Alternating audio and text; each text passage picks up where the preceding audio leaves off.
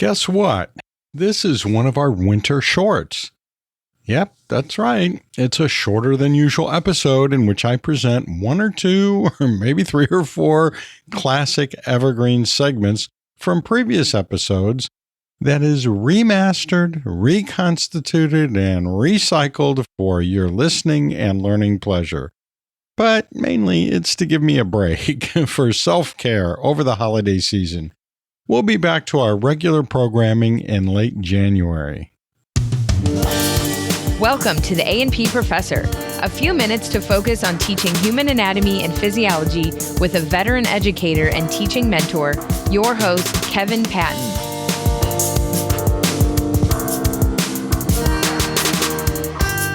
In this episode, I review 9 strategies that you and your students can use in learning the skeleton.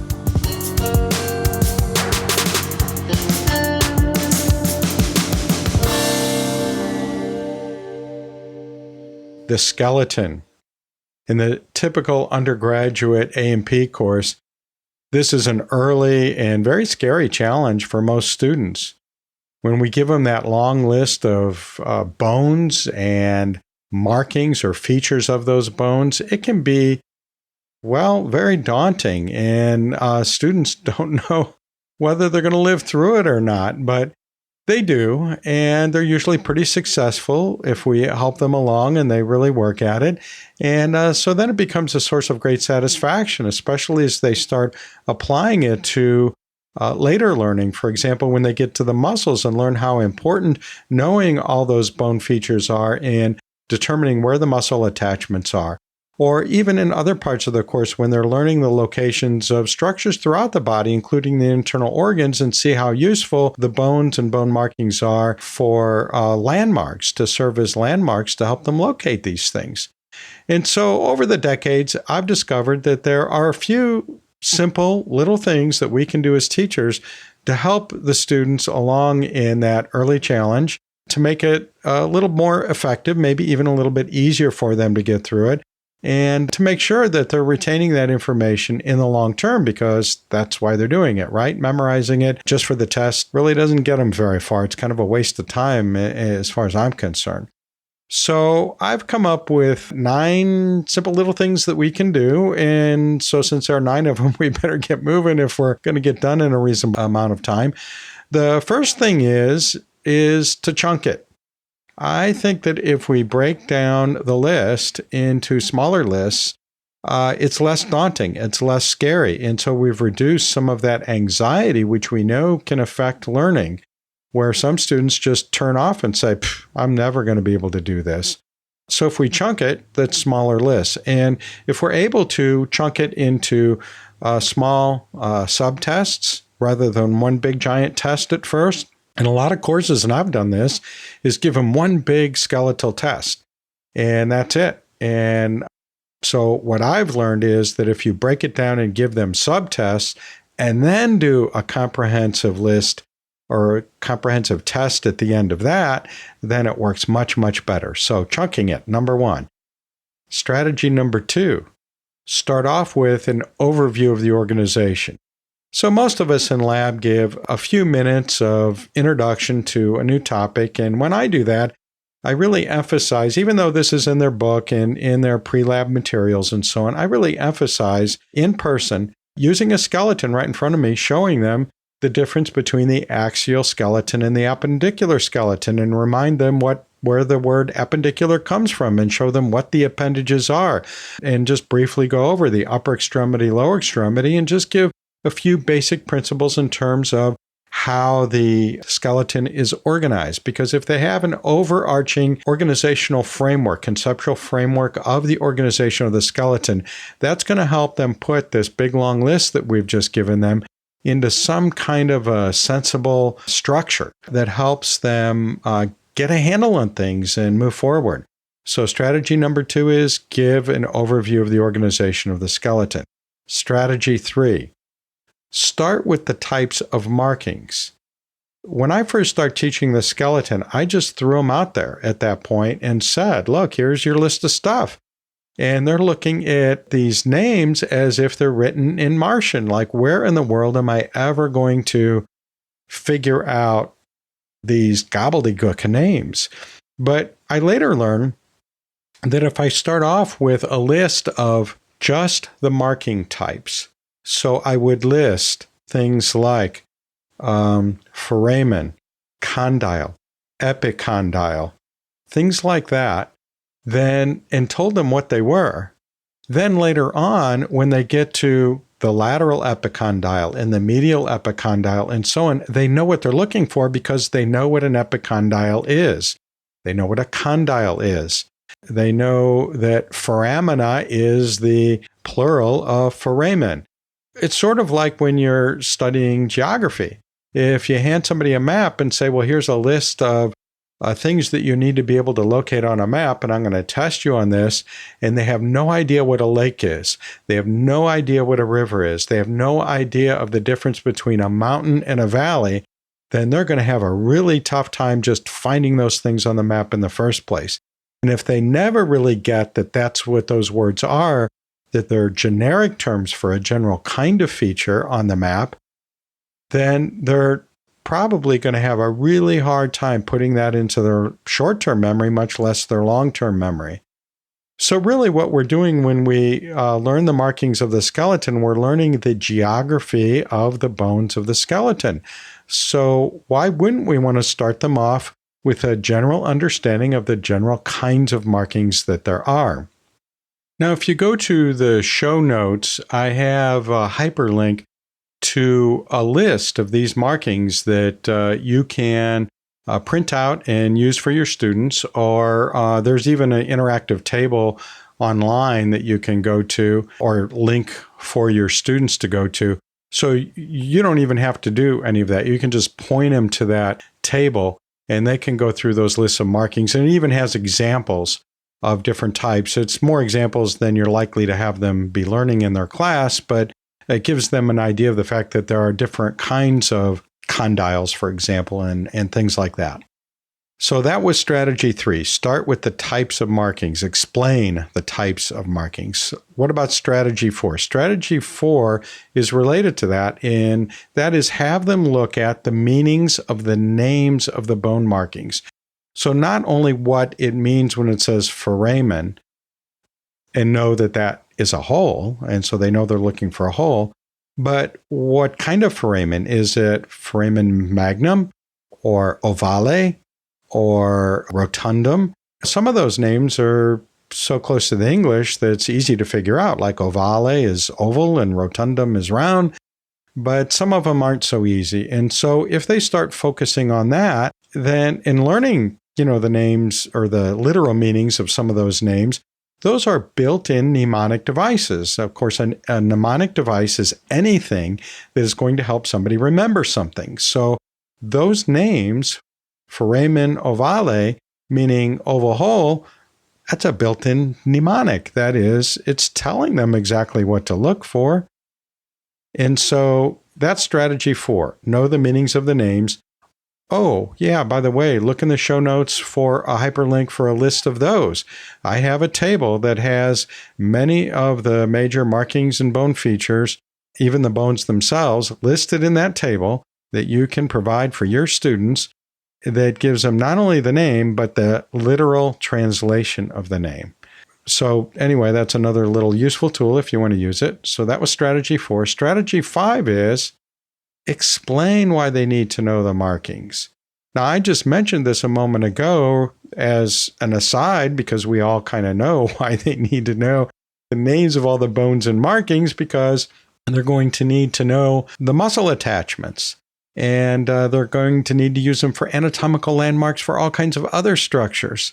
And they're not only that, but they're going to run into these bone names and marking names more often than they think in later courses and in their clinical careers. So if we start out saying, look, I'm not just making you memorize these things because I think it builds character to memorize long lists of things, but explain that, look, there's a reason why we're going through all of this.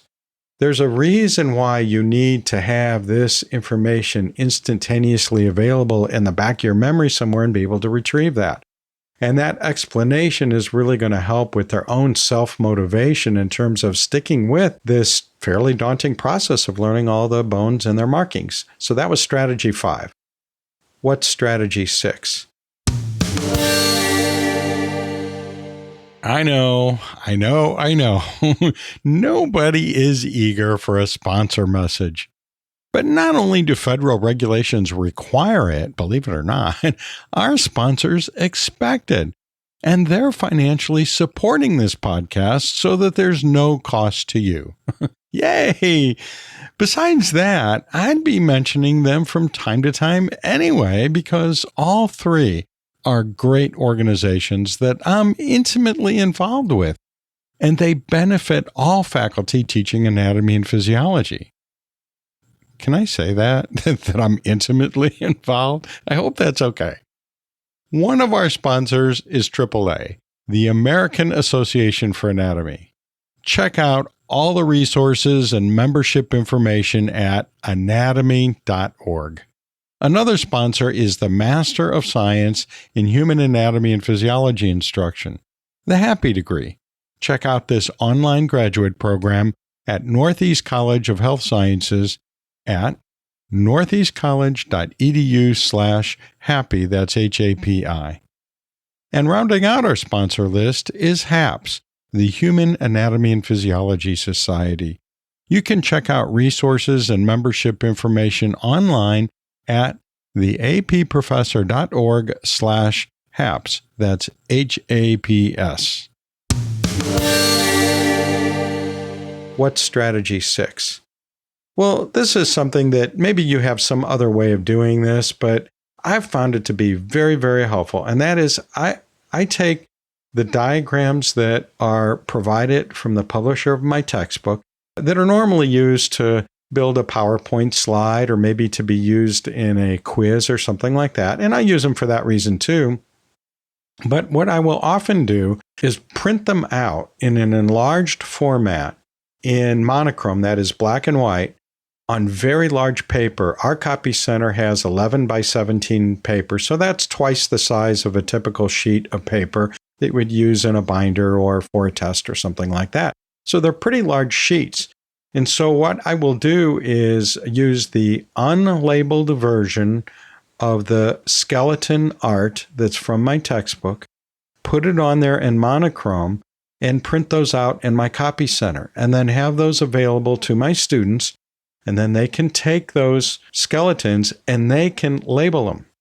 So they have their own little paper version of the skeleton, the skull, the major regions of the skeleton, maybe even in some of the more complex bones, just the individual bones. So they're going to have several sheets there, and they can go in and pencil in their own labels. And they probably want to use pencil because they're going to make mistakes, or they're going to find that the lines are overlapping one another and they have to spread their labels out a little bit. So it allows them to edit very easily. And then at some point, they might want to even color in the different regions, like color in that condyle and this other condyle and that epicondyle and this foramen and so on, and do a color key type thing. But there's all kinds of possibilities there. So it's basically a kind of virtual dissection when you do that. And like I say, my students have found it very useful. So that was strategy 6. What about strategy 7? Well, this is something you probably do already, and that is have them make their own flashcards. Now, there are a lot of prepared flashcards that they can get online or buy in the bookstore or on Amazon.com or who knows where, and those are all very helpful too. I think, though, that making their own flashcards where they take a photograph of the skeletal material that we're using in class or the skeletal models that we're using in class, take their own photo with their smartphone if they have that available and make flashcards using that. Or make photocopies from their textbook and cut them up into little pieces and put that on a flashcard so that they can quiz themselves.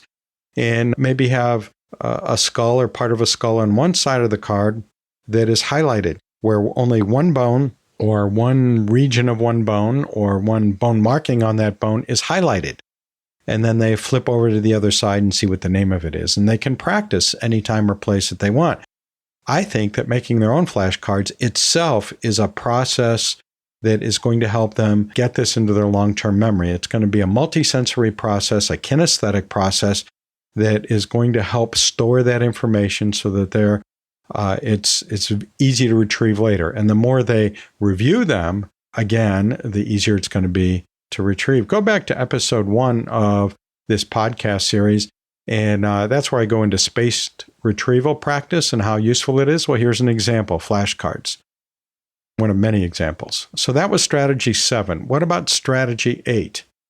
Strategy 8 is to do whatever I can to give them easy access to the skeletons and skulls and individual bones, whatever it is that I'm going to have on the lab practical quiz or quizzes.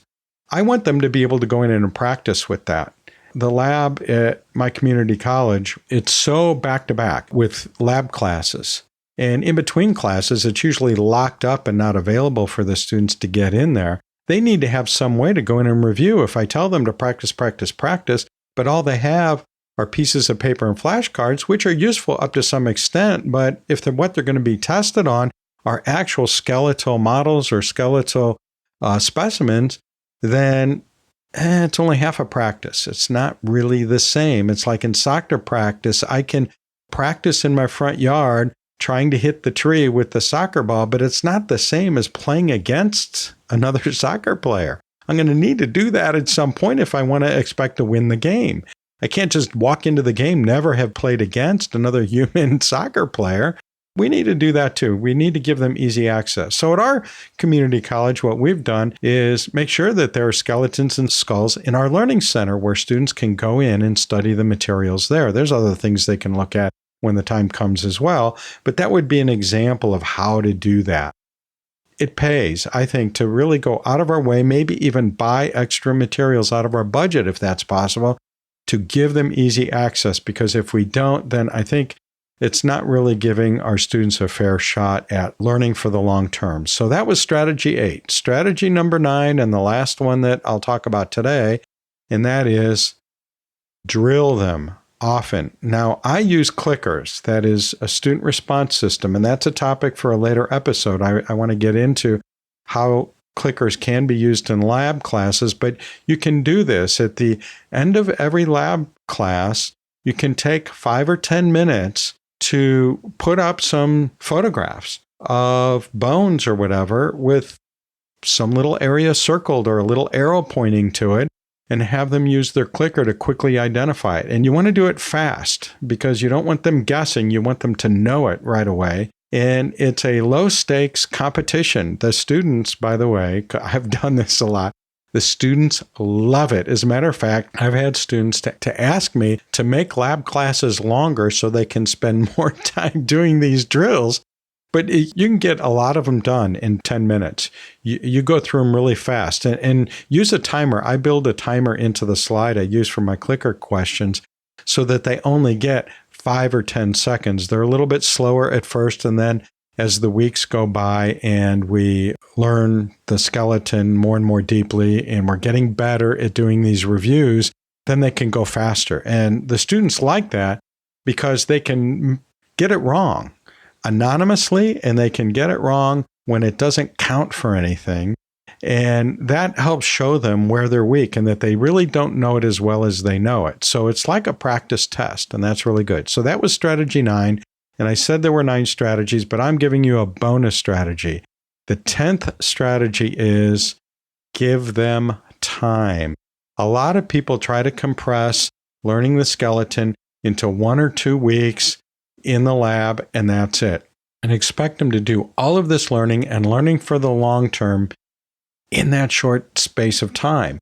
Now, it's okay to spend only 1 or 2 weeks in the lab class working on the skeleton, but I wouldn't test them then right away. Maybe do some preliminary tests, some sub-tests, but give them a little bit more time beyond that before they actually get their final test on the bones. And maybe take just a few minutes in subsequent lab classes, even though you may have moved on to muscles or some other topic in lab, just spend a few minutes to review and answer any questions that students have that remain about the skeleton so that we can help them learn it slowly over time, which is really the only way it's going to get into their long-term learning. So, man, that's a lot to give you in a short period of time. Now we know what the students feel like when we're trying to get a lot of bones and bone markings into a short period of time in our semester or trimester. If you have other hints, I'm sure you do have other hints how we can help students learn the skeleton, then please do email me or call the podcast hotline. If you don't see links in your podcast player, go to the show notes at the episode page listed at theapprofessor.org/podcast. And while you're there, you can claim your digital credential for listening to this episode. And you're always encouraged to call in with your questions, comments, and ideas at the podcast hotline. That's 1-833-LION-DEN or 1-833-546-6336. Or send a recording or written message to podcast@theapprofessor.org. We'll pivot back to fresh, full episodes in late January when I'll be giving my predictions for next year. If you have a prediction for where A&P instruction is headed, please send it in. I'll see you down the road. The A&P Professor is hosted by Dr. Kevin Patton, an award-winning professor and textbook author in human anatomy and physiology. This episode has been reconstituted from concentrate using only 100% pure electrons from a natural spring.